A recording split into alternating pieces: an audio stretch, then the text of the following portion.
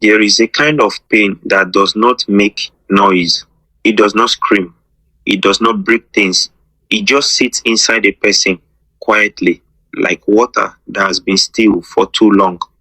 And the dangerous thing about that kind of pain is that by the time you feel it, it has already gone very deep. This is a story about that kind of pain. And if you have ever loved someone with everything you had without asking for anything in return, then this story is going to touch a place inside you that you probably forgot was there. His name was Lwandle Dlamini. Not the kind of name people put in newspapers. Not the kind of man who walked into a room and made everyone turn their heads. He was quiet in the way that still water is quiet, calm on the surface. But if you looked closely, if you really paid attention, you would see something moving underneath. Lwandle grew up in Umlazi, just outside Durban. He knew what it meant to watch his mother count coins on the kitchen table before school. He knew the feeling of wearing shoes that were too small because there was no money for new ones yet. He knew hunger, not the dramatic kind from movies, but the real kind. The kind where you drink water and go to sleep early so your stomach doesn't remind you of what isn't there. But life moved. He walked. He studied at night when others were sleeping. He sold airtime on weekends. He did deliveries. He tutored children in his neighborhood for 50 rand a session. And slowly, quietly, without anyone making a big announcement about it, Lwandle built something real. By the time he was 31, he owned a small but growing construction company. Nothing flashy, no big office with his name on the door. Just a registered business, a team of 14 workers, and contracts that kept coming because he never cheated anyone and he never delivered late. He lived in a modest townhouse in Pinetown, drove a clean but ordinary Toyota Hilux, and kept his money private the way people who grew up with nothing usually do. He was not famous, but he was free, and that freedom meant everything to him. Some people don't come from comfort. They build themselves from survival. And when you grow up like that, trust doesn't come easy. The problem, if you want to call it that, started with his cousin, Sifo. Sifo was the kind of person who talked too much and meant well anyway. One evening, they were sitting together after a braai, and Sifo said something that planted a seed in Lwandle's mind that would grow into something neither of them expected. Bruh, women nowadays don't love you. They love what you have. The moment things go quiet, they go quiet too. Lwandle didn't respond. He just looked at the fire. But the words stayed. Because 2 years before that conversation, he had been in a relationship with a woman named Yolanda. Beautiful, well-spoken, always dressed well. They were together for almost 3 years. And when his business hit a rough patch, a contract fell through, and he had to let 3 workers go temporarily, Yolanda changed. Slowly at first, then all at once. 6 months later, she was gone. No big fight, just distance and then nothing. He never spoke about it, but it left a mark. So when Sifo said those words that evening, Lwandle didn't argue. He just nodded slowly and kept looking at the fire. That one sentence, it doesn't sound dangerous, but sometimes the smallest idea plants the deepest fear. He met Thandiwe on a Tuesday afternoon in a long queue at the Home Affairs office in Durban. Not a party, not a club, not through someone setting them up. Just life, putting 2 people in the same uncomfortable plastic chair row, waiting for a number to be called. She was sitting 2 seats away from him, reading a small paperback book with a cracked spine, the kind of book that has been read more than once. She had a small bag on her lap, and she was wearing a yellow dress that was simple but clean, and she had a way of sitting that made her look like she had decided to be peaceful no matter what was happening around her. The queue was slow. Someone's baby was crying somewhere. A man near the door was complaining loudly about the system, and Thandiwe just kept reading her book like the world around her had nothing to do with her inner peace. Lwandle noticed that not her dress, not her face first. He noticed the pace. After about 20 minutes, she closed her book and let out a slow breath. Then she looked around, the way people do when they are tired of waiting but too polite to complain. Her eyes landed on Lwandle for a second, and she gave a small, tired smile, the kind that says, "This queue is something else," without using a single word. He smiled back. That was how it started. Not with a clever line, not with someone trying to impress anyone. Just two tired people smiling about a slow government queue. They talked small at first about the queue, about how home affairs always felt like a different country where time moved differently. She laughed at that, a real laugh, not a performed one. And Lwande felt something losing in his chest that he had not felt in a long time. Her name was Thandiwe. She worked as a primary school teacher in Kwamashu. She taught grade 3. She told him that with a kind of quiet pride that was not loud but was very present, like she had chosen that work on purpose and would choose it again. He told her his name. He told her he did odd jobs in construction, which was true, technically. He just left out the part where he owned the company. He didn't plan to lie that day. It just came out. And when it came out, something in him decided to let it stay. They exchanged numbers before their numbers were called. He texted her that evening. Nothing big, just, "Hope the rest of your Tuesday was better than that queue." She replied 20 minutes later. It was. "My grade 3s reminded me why I do what I do. One of them drew me a picture of a lion and said it was me because I was brave. I'm still smiling about it."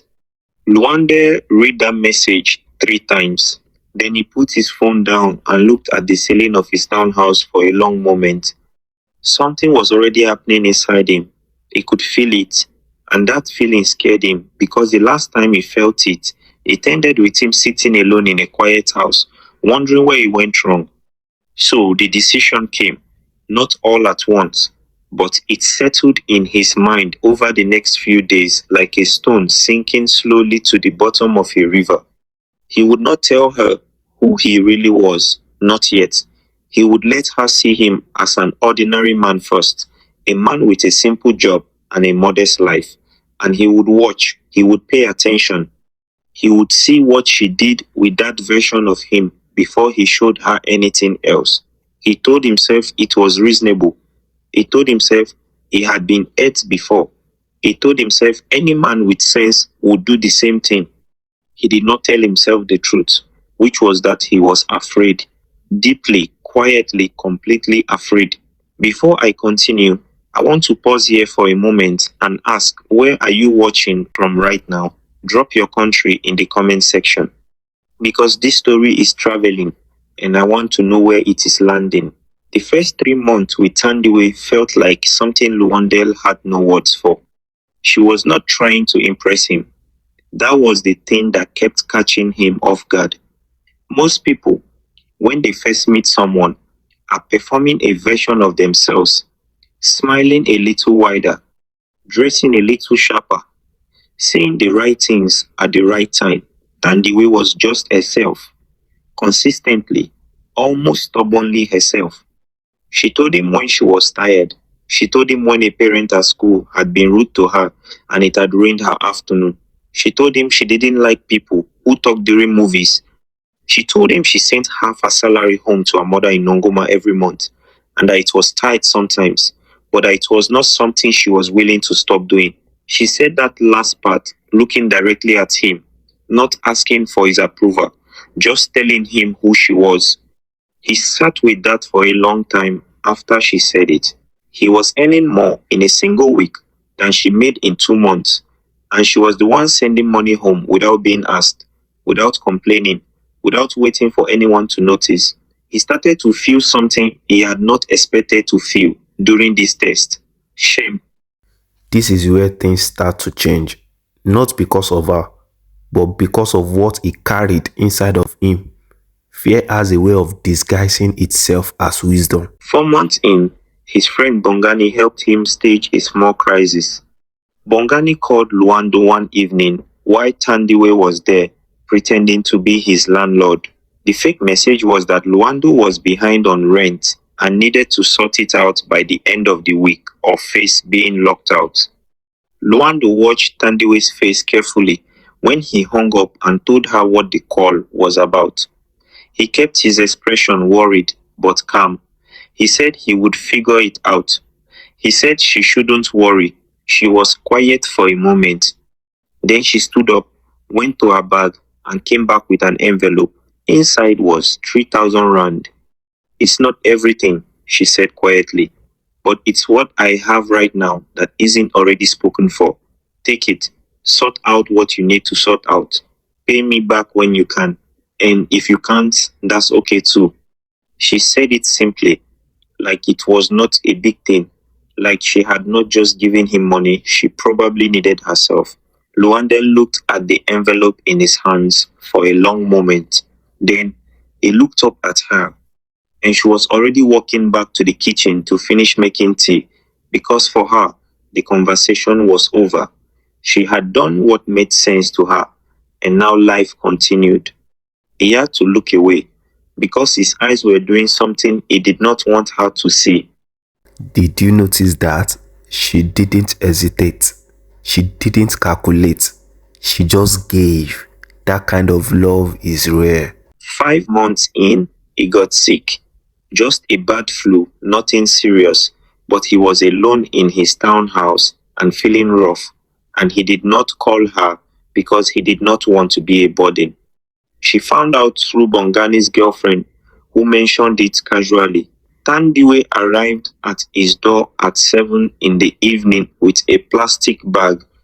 Inside was a container of ngusho. She had cooked herself, 2 oranges, a small bottle of Vicks, and a packet of the lemon cold drink she had once heard him say he liked when he wasn't feeling well. He had mentioned that once, weeks before, in a passing conversation he barely remembered having. She remembered. She stayed for 2 hours. She didn't make a big fuss.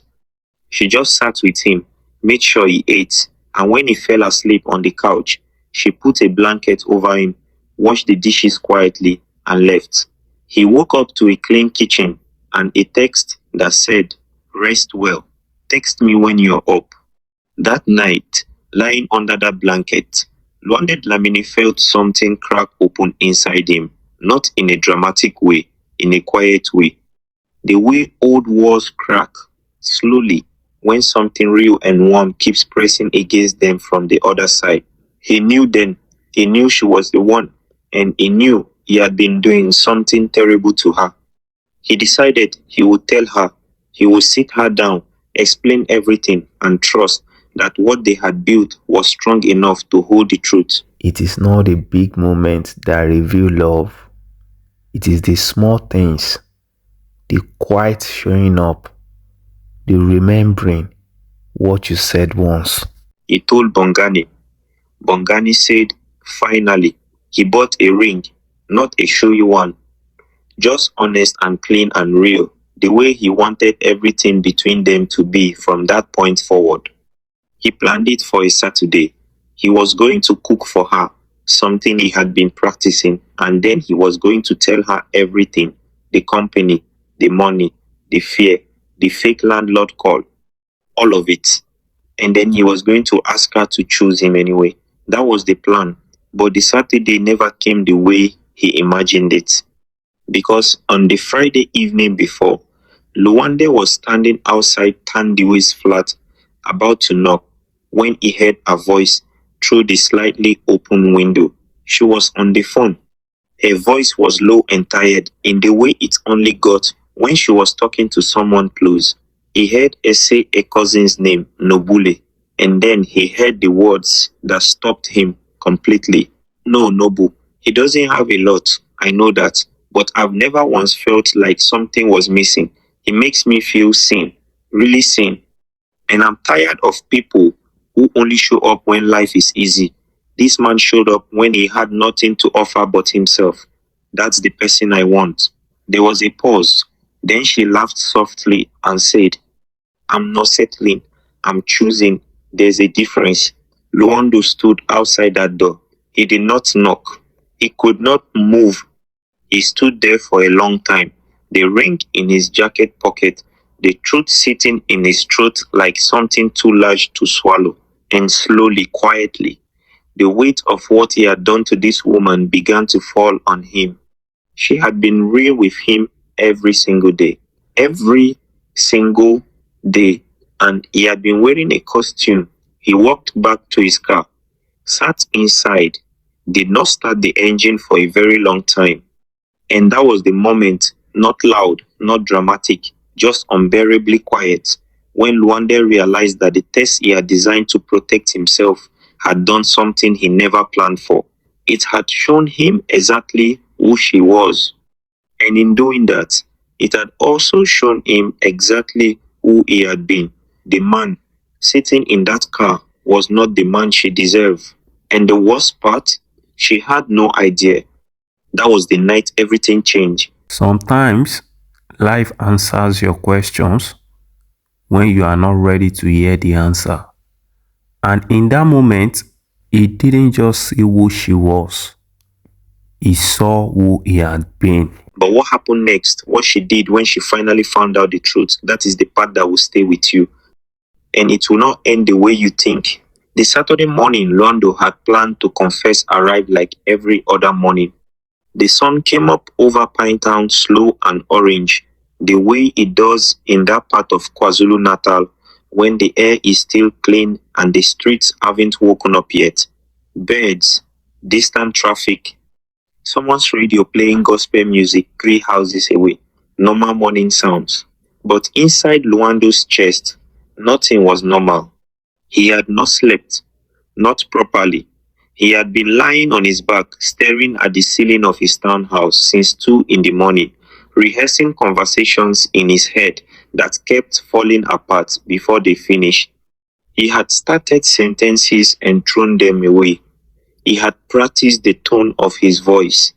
He had imagined her face in every possible way it could look when he told her the truth. He had imagined her crying.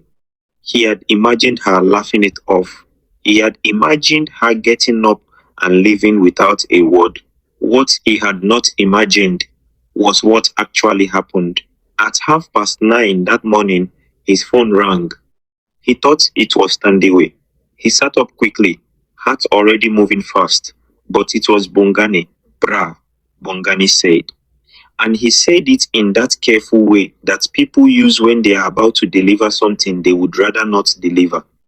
Have you checked your phone this morning? Like properly checked? Lwandle frowned. What are you talking about? There's a post, a business feature. That online magazine, Zansi Build Monthly. They ran the piece about your company this week. Someone tagged you. It's going around. Lwandle was already opening his phone before Bongani finished the sentence. There it was. A feature article. A photograph of him in a charcoal grey suit at an industry event from 3 months ago. His full name, his company name. The headline called him one of the most quietly consistent young construction entrepreneurs in KwaZulu-Natal. He stared at it. Then his phone buzzed. A message from a number he didn't recognize at first. Then he saw the name saved under it. Nobule, Thandiwe's cousin. The message was short. Just a screenshot of the article. And underneath it, 3 words. Is this Lwandle? Lwandle sat very still. He called Thandiwe immediately. The phone rang 4 times. She did not pick up. He drove to her flat in Kwamashu in 22 minutes, which was faster than he had ever made that drive. He knocked. He waited. He knocked again. The door opened. Thandiwe was standing there in a grey tracksuit, her hair wrapped, holding her phone loosely in one hand. She had clearly been crying, not recently, but the kind of crying that dries on your face and leaves a stillness behind it that is almost worse than the tears themselves. She looked at him for a long moment, then she stepped aside and let him in. That was the first thing that surprised him. He had expected a closed door. He had braced for it. But she let him in and walked back to the couch and sat down slowly, the way someone sits when they are very tired, not just in the body, but in a place much deeper than that. He sat across from her. The flat was quiet. There was a mug of tea on the small table beside her, cold by the look of it. She had made it and then forgotten to drink it. He opened his mouth to speak, to explain. To start the speech, he had been rehearsing since 2 in the morning. She raised one hand slightly, not aggressively, just gently, and he stopped. She spoke first. "I'm not going to shout," she said quietly. "I don't have the energy for that, and honestly, I don't think this is a shouting moment." She picked up her cold tea, looked at it, and put it back down. "I just want to know one thing," she said. "Was any of it real, or was I just something you were studying?" The question landed on him like something heavy dropped from a great height. He felt it in his chest, in his stomach, in his throat. Thandiwe, answer the question, Lwandle. This is the part people don't talk about. Not betrayal, but quiet disappointment. The kind that doesn't shout, but change everything. He told her everything. He did not dress it up. He did not use complicated words. He just sat there and told her the truth the way it was from the beginning. His father, Yolanda living, Saifo's words by the fire. The decision he made in his own head without ever asking her. The fake landlord call, the 3,000 rand she gave him that he had never spent, that was still in an envelope in his drawer at home. He told her about the ring in his jacket pocket. He told her about standing outside her window on Friday night and hearing what she said to her cousin. He told her that hearing those words was the thing that finally broke him open, not in the way he expected, not with relief, with shame, because she had been so completely honest and he had been so completely afraid. When he finished, the flat was so quiet he could hear the neighbor's television through the wall.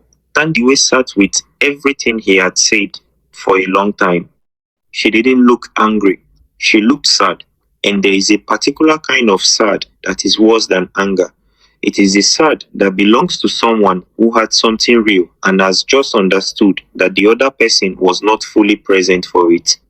That was the sad on her face. "You know what the painful part is?"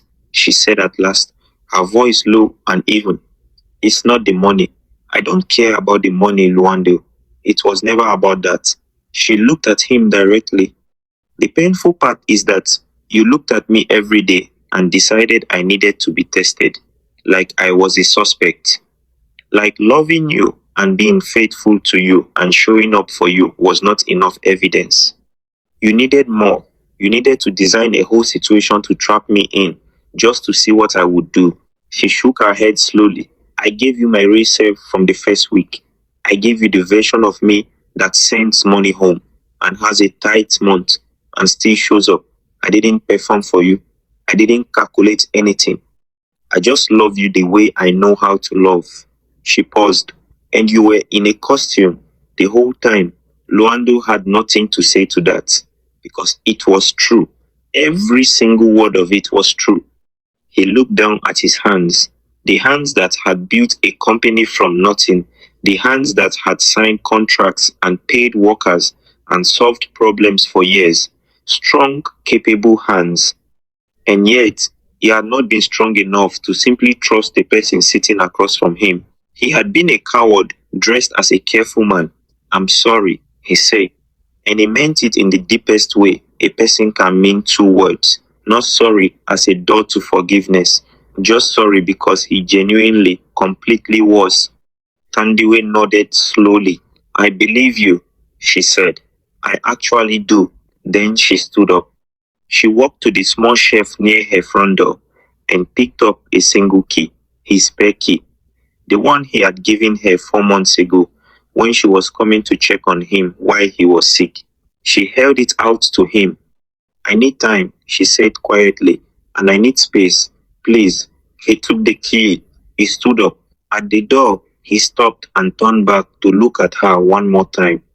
She was standing in the middle of her small flat, arms folded loosely around herself, not looking at him, looking at some point on the floor between them. She looked like someone standing in the place where something used to be. He left. Lwandle drove to his mother's house that evening. Nomvula Dlamini was 61 years old, small and sharp in the way that women become sharp when life has required a lot of them.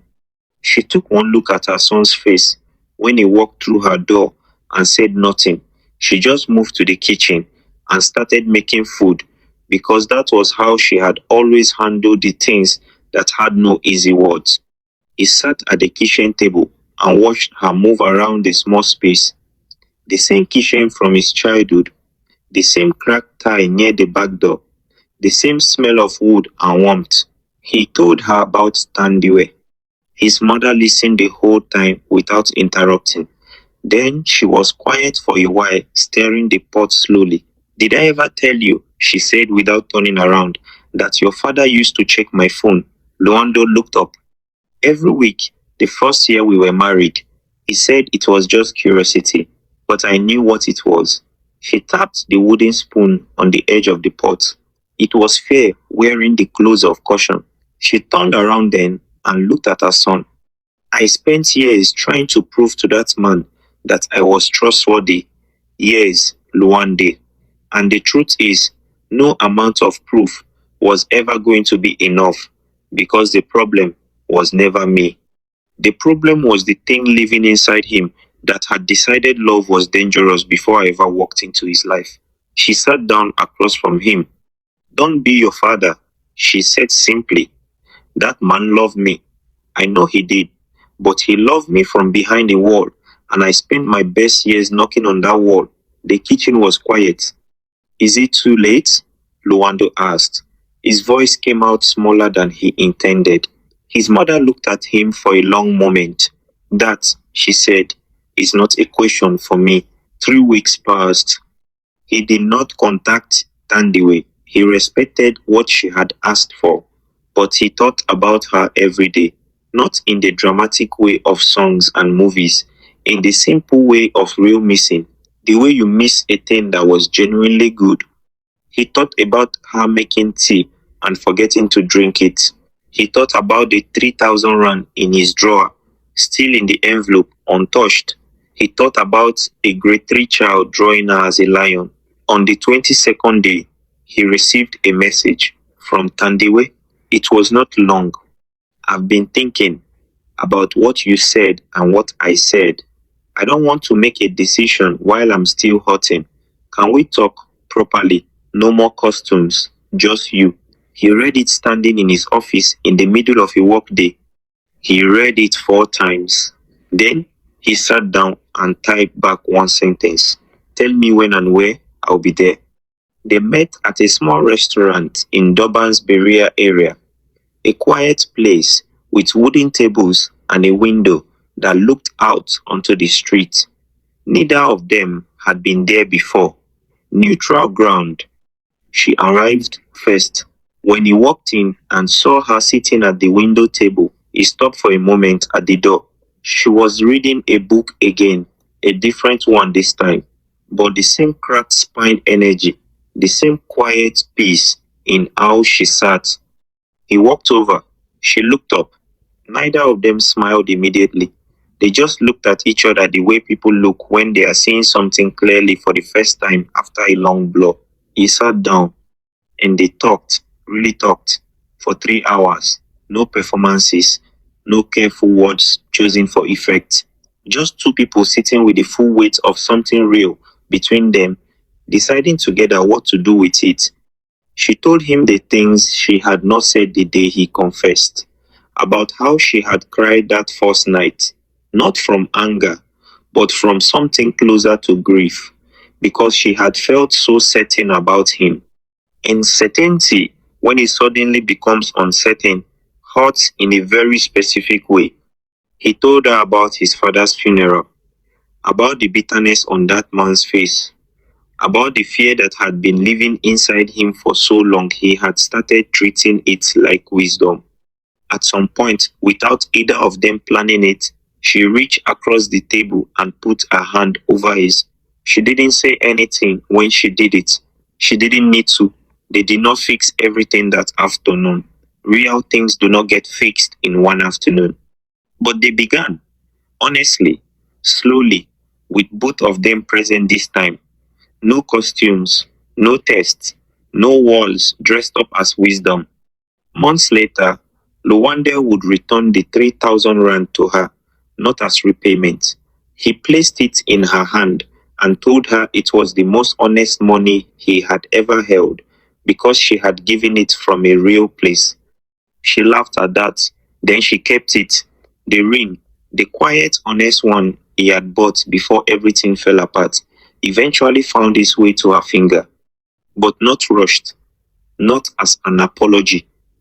When the time was right and the ground between them was real, the lesson Lwandle carried from all of it was not a simple one. It was not don't test people. It was something deeper. It was this: fear is not the same as wisdom, and protecting yourself is not the same as being careful. Sometimes the wall you build to keep pain out is the exact same wall that keeps love from reaching you. He had spent so long preparing for Thandiwe to fail him that he had almost missed the extraordinary thing she was doing right in front of his eyes. She had loved him plainly, quietly, stubbornly, and he had almost thrown that away because of a wound that had nothing to do with her. If you recognize yourself somewhere in this story, whether you are the one who tests or the one who keeps showing up and wondering why it never feels like enough, this story was always for you. Not everyone gets a second chance. Lwandle did. Not because he deserved it, but because Thandiwe was the kind of woman who chose with her eyes open. If you have someone in your life who loves you plainly, without performance, without conditions, see them, really see them, before the thing that holds you back costs you the thing that could have healed you. Thank you for staying until the end of this story. If it touched something in you, please like this and share it with someone who needs to hear it today. Subscribe to Best Tales of Africa and turn on the notification bell so you never miss a story like this one. I read your comments. I see every single one. You are not just viewers to this page. You are the reason these stories get told. This is not just a page. This is Best Tales of Africa, and you are part of this family. If you believe in real story, subscribe to this channel right now. Because here, we don't just tell story, we tell truth.